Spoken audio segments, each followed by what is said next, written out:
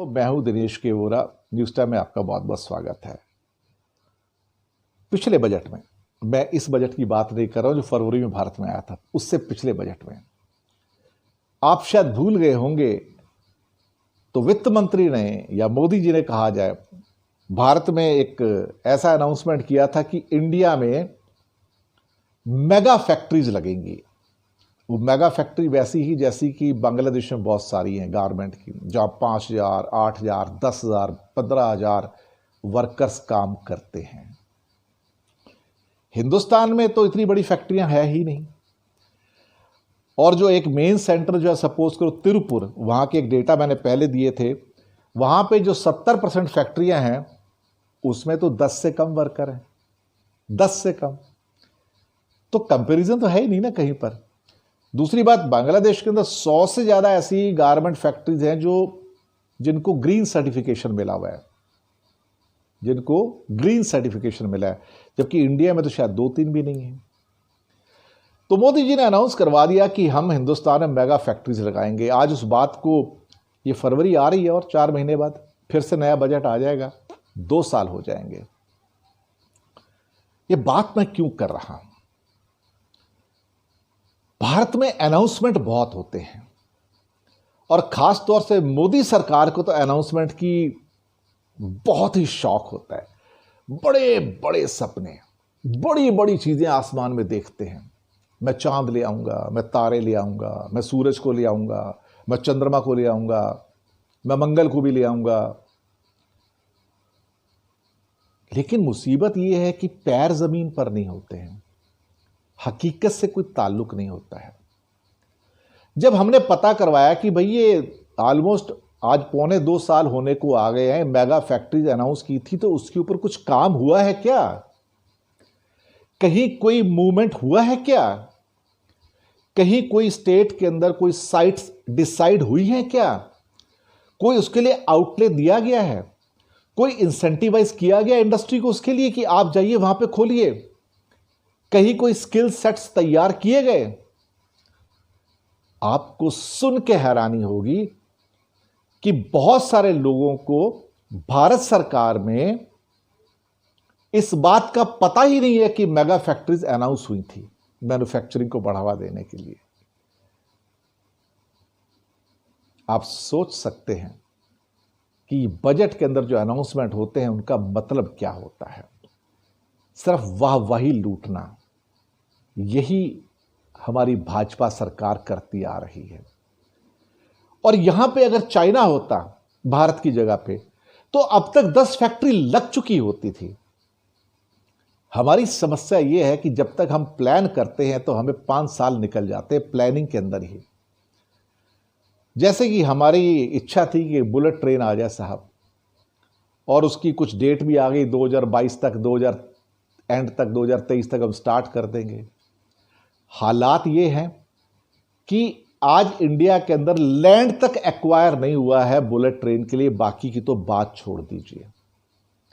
Bullet train Bombay और अहमदाबाद, इसको तैयार होते होते आप यकीन मानिए कि और 5-6 साल निकल जाएंगे। अगर तैयार हो गई तो गनीमत समझिए कि 2025-26 तक बॉम्बे और अहमदाबाद के बीच में ट्रेन चल जाए। इतने टाइम पीरियड में, जबकि ऑलमोस्ट 2 साल से ज्यादा एग्रीमेंट को हो चुके हैं, तो 2-2.5 साल में कुछ हुआ ही नहीं है। जमीन पे कोई काम नहीं है, पूरी जमीन ही एक्वायर नहीं हुई, तो काम कहां से स्टार्ट होगा? इतने समय के अंदर तो आप देखा है, तो चाइना ने तो नेटवर्क की लाइंस खड़ी कर दी थी, वहां पे इंप्लीमेंट भी कर दिया था, काम हो गए थे। 10 सालों के अंदर जो एक मिनिमम पीरियड उनके लिए था, 10,000 किलोमीटर की हाई स्पीड नेटवर्क स्टार्ट कर दिया, उन लोगों ने ऑपरेशनलाइज कर दिया। और हम एक 500 किलोमीटर तैयार नहीं कर सकते। ये हमारी स्पीड है, ये हमारी एफिशिएंसी है, ये हमारी इफेक्टिवनेस है, ये हमारा कमिटमेंट है। आप सोच सकते हैं, हमें तो कोई भी चीज बनानी होती है तो हमारे यहां स्पीड नाम की चीज नहीं है। लोग कहते हैं कि हम एलिफेंट हैं, लेकिन हम तो चींटी की चाल से चलते हैं। यहां जो प्रोजेक्ट 5 साल में पूरा होना चाहिए वो 20 साल तक पूरा नहीं होता है। मैं आपको एग्जांपल देता हूं।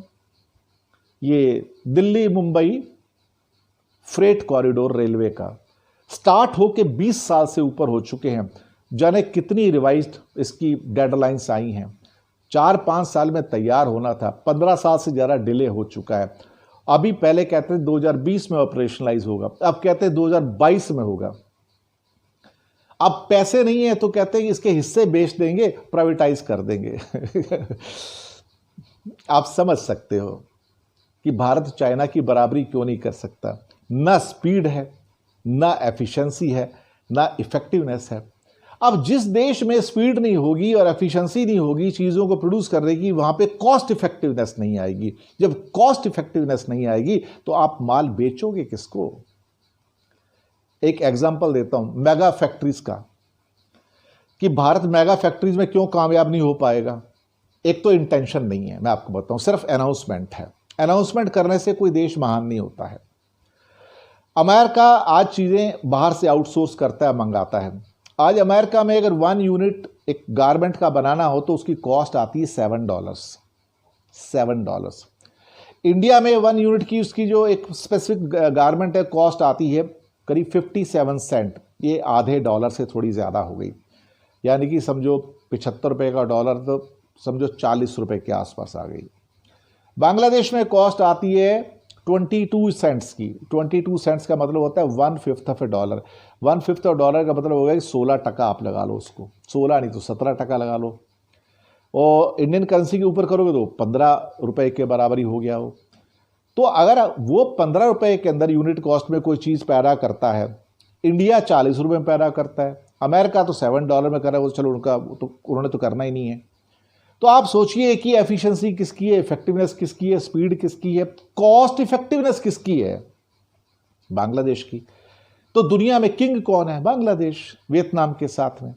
और हम कहां पे गारमेंट में, हम तो टॉप 5 और टॉप 7 टॉप 10 में भी शायद नहीं होंगे। तो मेगा फैक्ट्रीज पेपर के ऊपर बन गई इंडिया में, पेपर में प्रोडक्शन हो गया है, पेपर पे एक्सपोर्ट हो रहा है। खुदा ही जाने हिंदुस्तान कहाँ जा रहा है। वाह मोदी जी वाह, धन्यवाद आपका।